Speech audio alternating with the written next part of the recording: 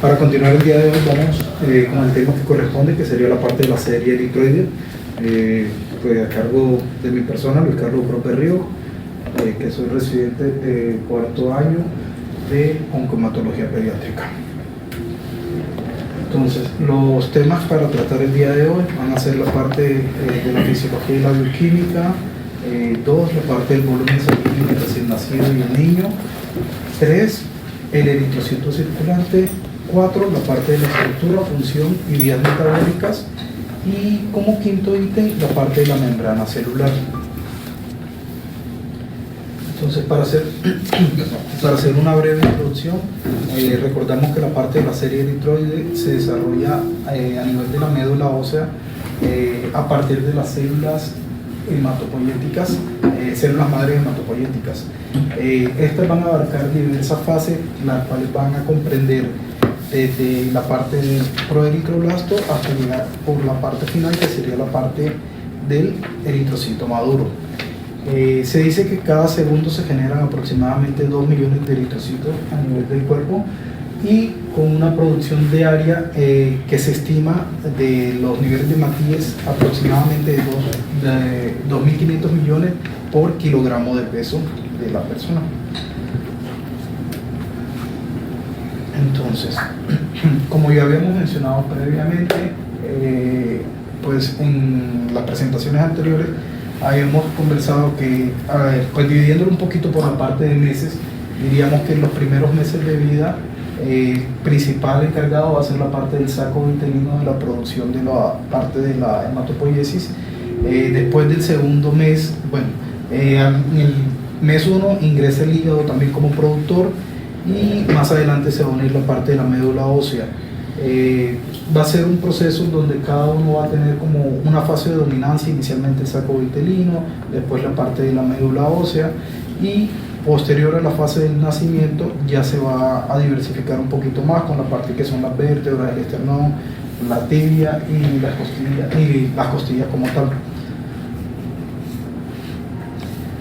Entonces, para hablar un poco de la parte de la eritropoiesis, tenemos que tener en cuenta que todo nace desde la célula madre hematopoyética, que es como la primera fase.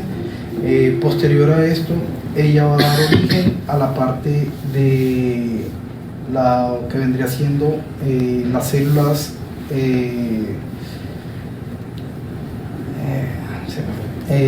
las células de nicho eritroide, que vendría siendo esta parte, y para acá la parte del complemento, que sería la última fase, que es la fase de las colonias productoras de células eritroides, y después cada uno de los pasos que vamos a mencionar ahora en el siguiente diapositiva. Entonces, ¿qué tenemos? Lo vamos a dividir en 3 fases como para explicarlo un poquito más fácil. Tenemos que en la primera fase partimos de que la célula madre pluripotente nos va a dar origen a lo que estábamos hablando, que era la parte del estallido eritroide, que es como la segunda subfase dentro de esta primera fase, y esta a su vez va a dar el paso a la unidad formadora de colonias de eritroides.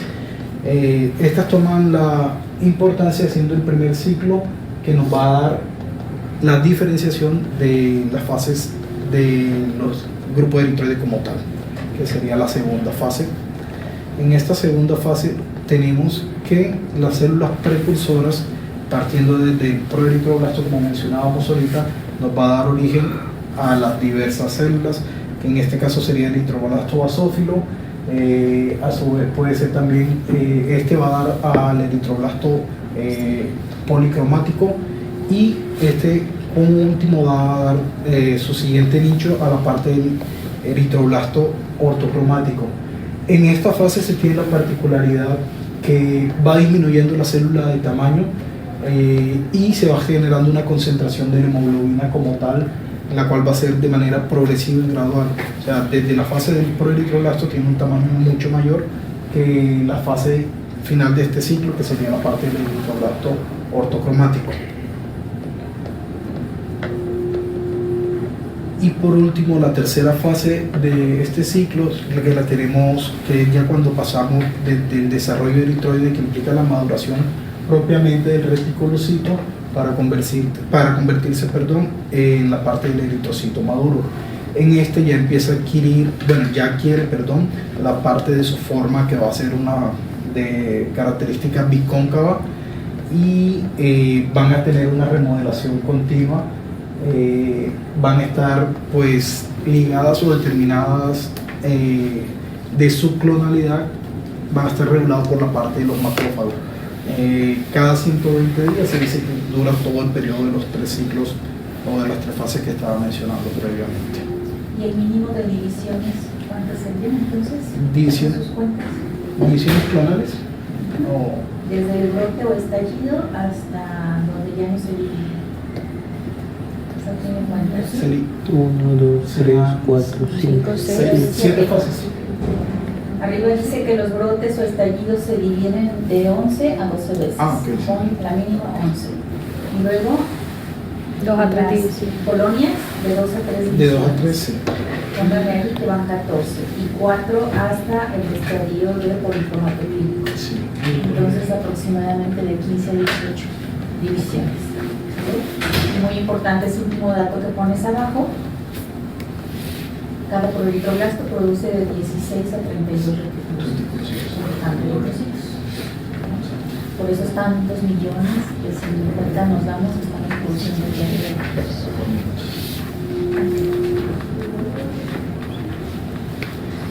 Entonces, hablando un poco de lo que sería la parte de la fisiología, tenemos que el eritrocito, como lo mencionaba ahorita, es de forma discoide o ovalado y tiene una característica que es bicóncavo, en el cual va a haber una región que va a ser pálida y esta se va a ubicar a nivel central del eritrocito. El eritrocito como característica también tiene que carece de núcleo y va a tener un diámetro aproximado de 7 a 9 micras. También tiene pues su principal función, que como todos sabemos es la parte de transportar el oxígeno y hacer la parte de la remoción o barrido del CO2. Pues diariamente se renueva entre aproximadamente el 1% total de esto y permanece circulando, como lo mencionamos en la diapositiva anterior, aproximadamente 120 días. A nivel bioquímico tiene pues una estructura que es una proteína, la hemoglobina es una proteína principalmente que está en el 95% del contenido de los eritrocitos, y esta se caracteriza porque va a tener dos grupos alfa y dos grupos beta.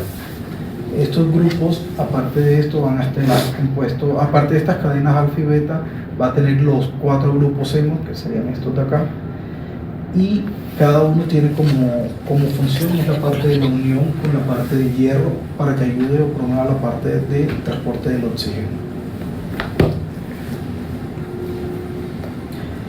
También existe parte de interacciones bioquímicas. ¿Sí? Claro, que siempre tiene que ver los temas siguientes porque ese es mi tema, o sea, mi tema es hemoglobina, efecto Bohr. Sí, Yo no me lo estoy mencionando, no te voy a hacer énfasis en ello. Entonces, bueno, entre las interacciones bioquímicas tenemos el efecto Bohr, el efecto Haldane y el 2,3-BPG, que más adelante Valentina nos lo va a aclarar un poco a profundidad antes de que me mire maluco.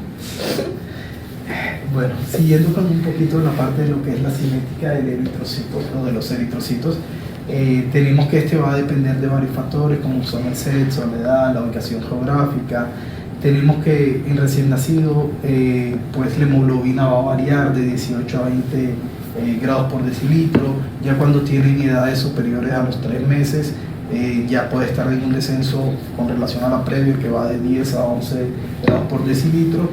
En adultos adultos y adolescentes jóvenes los vamos a dividir como tal dependiendo ya del sexo, porque no son iguales los niveles que van a manejar hombres con respecto a los que pueden manejar mujeres. En hombres se considera, dependiendo de la literatura, de 14 hasta 16.5, mientras que en mujeres se considera rangos de normalidad de 12.5 hasta 15 grados por decilitro. Con el volumen sanguíneo, lo que decíamos, va a depender de muchos factores. Estos van a determinar como tal el porcentaje versus la ocupación de los mismos eritrocitos que van a tener por cada hematocito. En los neonatos siempre tenemos que el volumen o el flujo sanguíneo va a ser mayor porque ellos todavía están en la fase de la conversión del tipo de hemoglobina, la cual pues, con valores más altos ayuda para la adaptación propia del neonato en su fase inicial. Y como tal se dice que tiene aproximadamente, constituye del 8 al 10% del peso corporal de un prematuro, que nos va a dar otros valores diferentes que ya más adelante se los voy a como aclarar un poquito. Con estos hay pues mucha literatura, mucha bibliografía, no hay como un valor exacto. Con las que revisé, aquí traje pues 2 ejemplos. En una nos habla que los recién nacidos pretérminos van a manejar aproximadamente de 90 mililitros por kilogramo de peso con su volemia. Ya cuando estamos hablando de recién nacidos a términos, hasta los 3 meses hablamos que va de 80 a 90 ml por kilogramo de peso, mayores de 3 meses hasta los 2 años de 70 a 80, y en niños mayores de 2 años lo catalogan de 70 ml por kilogramo de peso. En otras de las literaturas pues los valores son similares pero pueden variar levemente. En el anterior hablábamos que era solo de 80, aquí nos habla que puede ser hasta 100 normal en recién nacidos. En prematuros, como les decía, que podría ser aún más alta, podría llegar hasta 105 ml por kilogramo y sucesivamente, pero no son de mayor cantidad los valores que van a variar entre una literatura y la otra. A nivel de la membrana celular del eritrocito, tenemos que esta como tal es una estructura la cual se considera que es muy flexible pero a su vez resistente, la cual se encarga de rodear la célula, y esto nos va a permitir que se desplace fácilmente a nivel del torrente sanguíneo, los cuales pueden ser de lúmenes muy estrechos. También tenemos que tener en cuenta que como tal esta membrana está conformada por una bicapa lipídica. También tienen un citoesqueleto y unas proteínas de la membrana que la recubren. Entonces tenemos la membrana del eritrocito, como les decía, tiene acá la parte de su bicapa lipídica, la cual nos va a permitir o nos va a ayudar como tal para darle la fijación o por decirlo de cierto modo la rigidez o la estructura que va a tener como tal la membrana del eritrocito. Esta es la que se encarga de eso, de darnos como la resistencia, por decirlo biológica natural de esta. Y esta pues va a estar unida a una red de filamentos que están por debajo de las proteínas de la superficie. En la parte inferior de la bicapa se encuentra la parte de las proteínas y van a ayudar a conformar en la parte superior la parte de lo que es el citoesqueleto de la membrana. Todo está constituido por redes de filamentos de proteína para darle la estructura mecánica como tal. Se dice que aproximadamente el 52% del peso de todo lo que constituye la parte de la membrana está conformado por 52% por proteínas, un 40% por lípidos y el otro 8% restante por la parte de los carbohidratos que quedan libres circulantes en la membrana.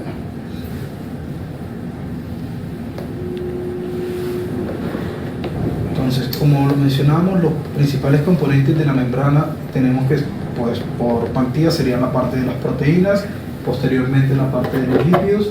En esta parte de las proteínas tenemos que son integrales, son de banda 3 y glucoforinas, perdón.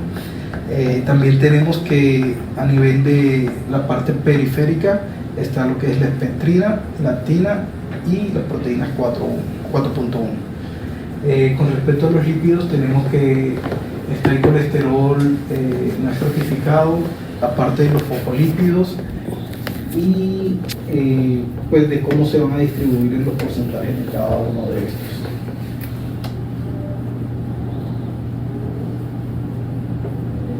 el metabolismo de la parte de los eritrocitos, pues tenemos que el eritrocito como tal requiere una cantidad constante de glucosa para poder mantener su equilibrio metabólico, y estas lo pueden conseguir o adquirir por mediante dos vías. Una que es la parte de la glucólisis anaeróbica, la cual se constituye o se llama también como ciclo de Eden-Mayer, que constituye aproximadamente el 90% del metabolismo de los eritrocitos, y el otro 10% restante vendrían a ser parte de lo que son las vías aeróbicas, que de la exosa monofosfata, que corresponde aproximadamente al 10% de eso. Bueno, como tal, con la parte de la glucólisis, es un fenómeno que se va a dar por medio de un proceso donde se va a perder la cadena de un ATP, se va a perder la cadena de un ATP, y esta a su vez va a generar la parte de una glucosa 6-fosfato, la cual posteriormente se va a unir con otra cadena de glucosa 6-fosfato, con la finalidad de que esta glucosa se encargue de transformar las dos moléculas de ácido pirúvico. Como tal, las dos moléculas de glucosa 6-fosfato van a buscar unirse a fructosa 6-fosfato. Cuando ya sean dos moléculas de glucosa 6-fosfato, se van a generar la parte de la transformación de las moléculas para ácido pirúvico, que es la vía final. Esta que nos va a llevar a que son dos azúcares que van a quedar por vías sin requerimientos propios, o sea, ella misma se encarga de autorregular su producción de la fase de la glucosa, no necesita un aporte externo. Y la principal fase que actúa, o la principal enzima, es la aldolasa, es la principal protagonista, por decirlo, de todo este ciclo. Y en la otra ruta o vía metabólica tenemos que es la vía del ciclo de la exosa. Con esta tenemos que es una ruta metabólica la cual se considera que es alternativa. Esta se va a encargar aproximadamente, como lo decía ahorita, del 10% de toda esta producción de la glucólisis para mantener la parte de la eliminación y la vía metabólica. Y esta se da por una fase oxidativa en la cual la glucosa 6-fosfato se va a transformar en ribosa 5-fosfato. Esta ribosa 5-fosfato va a generar una fase no oxidativa, la cual puede ser reversible, y se producen azúcares como la ribosa 5-fosfato, la cual se encarga de los ácidos nucleicos para que a su vez se reintegre o se reincorpore la parte de la glucosa si esta llega a ser necesaria, si la célula lo necesita como tal para su mantenimiento. Pues no mucho más hasta aquí, toda la parte de la presentación. ¿Sí quedaron claras las vías enzimáticas? Para entender luego los defectos también de las vías enzimáticas.